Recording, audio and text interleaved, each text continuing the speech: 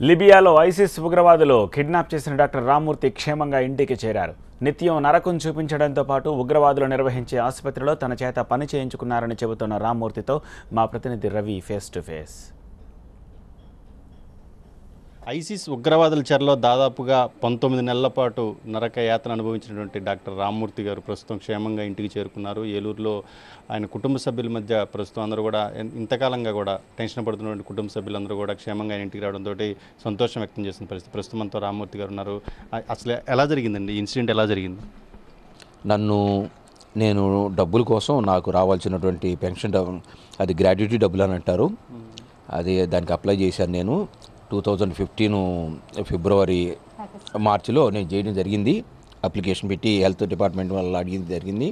Gratuity ఇవ్వమని వాళ్ళు ఇస్తామని అన్నారు. కొద్దిగా వెయిట్ చేయమన్నారు. వాళ్ళ గదిలో, మీ గదిలో మీరు ఉండండి, మేము పంపిస్తాం బ్యాంక్కి, మీరు అప్పుడప్పుడు వెళ్ళి బ్యాంకులో ఆరా తీసుకోండి డబ్బులు వచ్చినా లేదా అనేది అన్నారు.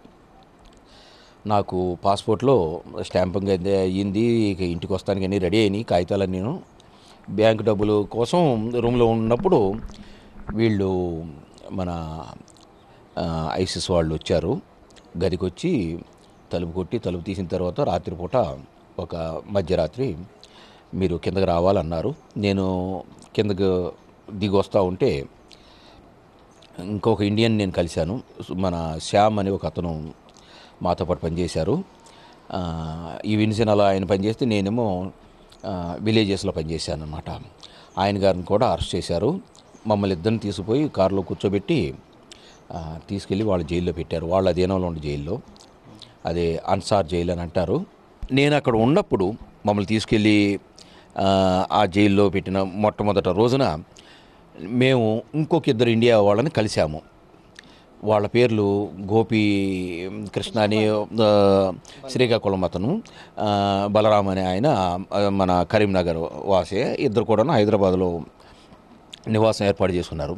వాళ్ళని అరెస్ట్ చేసి జైల్లో పెట్టింది మాకంటే దరిదాపుల్లో 2 నెలల ముందర. అప్పుడు మేము వాళ్ళని కలవడం జరిగింది జైల్లో. శ్యామ్ అనే అతను 10 రోజుల తర్వాత ఆయన బయటికి వెళ్ళిపోవడంలో జైలు నుంచి నేను ఆ ఇద్దరితో కలిసి 11 నెలల పాటు కంటిన్యూస్గా 10 నెలలు 11 నెలల పాటు జైల్లో రకరకాల వాళ్ళ జైళ్ళు రకరకాల జైళ్ళు వాళ్ళు మార్చారు. నేను ఆ జైల్లో ఉండటం జరిగింది 11 నెలల పాటు, 10 నెలలు చిల్లర. అప్పుడు ఈ రమదాన్ వచ్చింది. రమదాను ఒక 2016లో వచ్చింది. ఆ టైంలో జూను ఆఖరికి వస్తాం జరిగింది రమదాను. అప్పుడు నన్ను వీళ్ళు ఐసిస్ ఆర్గనైజేషన్ వాళ్ళు అడిగారు, మీరు డాక్టర్ కదా, మీరు రండి, మా హాస్పిటల్లో కొద్దిగా డాక్టర్స్ కావాలా, మెడికల్ స్టాఫ్ కావాలా, మీరు పనిచేయాలా. నేను అన్నాను, నాది పెద్ద వయసు, 61 సంవత్సరం అయిపోయింది.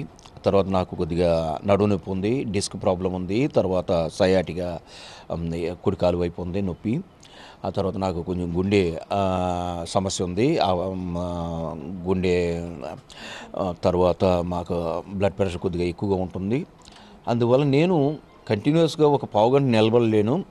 మరి వచ్చి నేను ఆపరేషన్ చేసేది ఏమి అక్కడ చేయలేను, మరి ఏమిటి మీ ఇష్టం, మరి బాగా ఆలోచించుకోండి అని నేను అన్నాను. అట్లాగే 3-4 సార్లు వాళ్ళు నన్ను అడిగినప్పుడు నేను కాదని చెప్పిన తర్వాత రమదాన్ టైంలో బిగినింగ్ ఒక 2-3 రోజులు అయిన తర్వాత రమదాను నన్ను రావాలని బలవంతం చేయడం వల్ల నేను బయటికి వెళ్ళడం జరిగింది. ఎందుకంటే వాళ్ళ చేతిలో ఉన్నాం, వాళ్ళు చెప్పిన మాట వినాల్సింది. బయటికి వెళ్ళడం జరిగింది. రమదాన్ మంతు తర్వాత August month, Ramadan month 7th కల్లా అయిపోయింది ఎండింగ్కి, ఆగస్ట్ మంతు.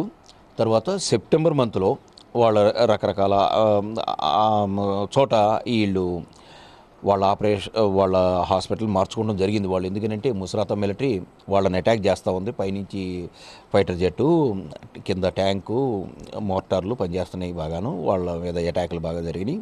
ఇప్పుడు ఇక్కడ ఇండియాకి వచ్చిన తర్వాత మన ఆఫీసర్లు కానీ మనం ఎలాంటి ఇన్ఫర్మేషన్ ఇచ్చారు మీరు? నేను ఈ ముసరాతా మిలిటరీ వాళ్ళు నాకు సహాయం చేసి బయటికి తీసుకొచ్చిన తర్వాత నేను ఫోన్ చేసే అవకాశం నాకు కల్పించారు వాళ్ళు. నేను మన ఇండియాకి, మా ఫ్యామిలీకి నేను ఫోన్ చేశాను, మా బంధువులు చేశాము. తర్వాత మన ఇండియా ఎంబసీ వాళ్ళు ట్రిపోలీలో ఉన్న వాళ్ళకి నేను ఫోన్ చేయడం జరిగింది. అప్పుడు ట్రిపోలీలో ఉన్న మన ఇండియా ఎంబసీ వాళ్ళు చాలా క్విక్గా వస్తాం జరిగింది. నేనున్న వాళ్ళు చోటకు వచ్చారు. నన్ను అప్పుడు ఈ మిలిటరీ వాళ్ళు, లిబియా గవర్నమెంట్ మిలిటరీ, అదే ముసరాత గవర్నమెంట్ మిలిటరీ వాళ్ళు నన్ను సేఫ్టీ కోసం జైల్లో పెడతాం జరిగింది. అదే బాగుంటుంది ఫుడ్ అదిను, కొద్దిగా అక్కడ ఫెసిలిటీస్ బాగున్నాయని దరిదాపుల్లో 3 నెలల పాటు జైల్లో పెట్టారు నన్ను. ఈ లోపల వాళ్ళు వాళ్ళదైన రీతిలో ఫార్మాలిటీస్ వాళ్ళు పూర్తి చేశారు. ఎంబసీ వాళ్ళకి నేను ఫోన్ చేసినప్పుడు వాళ్ళు ఎమ్మటే 2-3 రోజులు వచ్చారు, నన్ను కంటితో చూశారు. మొత్తంగా ఐసిస్ ఉగ్రవాద చెర నుంచి బయటపడ్డటువంటి డాక్టర్ రామ్మూర్తి ఫ్యామిలీ మొత్తం ప్రస్తుతం అయితే సంతోషంగా ఉన్నారు. ఎందుకంటే ఐసిస్ ఎంత వాళ్ళ యొక్క యాక్టివిటీస్ ఎలా ఉంటాయో తెలుసు. అందరూ కూడా చాలా భయంతో గడుపుతున్న పరిస్థితి. అలాంటి పరిస్థితుల నుంచి కూడా భారత అధికారులు కావచ్చు, ప్రజాప్రతినిధులు కావచ్చు క్షేమంగా ఆయన తీసుకురావడంలో సఫలీకృతమయ్యారు. ప్రస్తుతం అయితే రామ్మూర్తి ఆరోగ్యం కూడా నిలకడగా ఉందని చెప్తున్నారు. ఆయన కూడా ఆ యొక్క చేదు జ్ఞాపకాల నుంచి బయటపడేందుకు ప్రయత్నం చేస్తున్నటువంటి పరిస్థితి. కెమెరా పర్సన్ దుర్గాతో రవి, టీవీ9 ఏలూరు.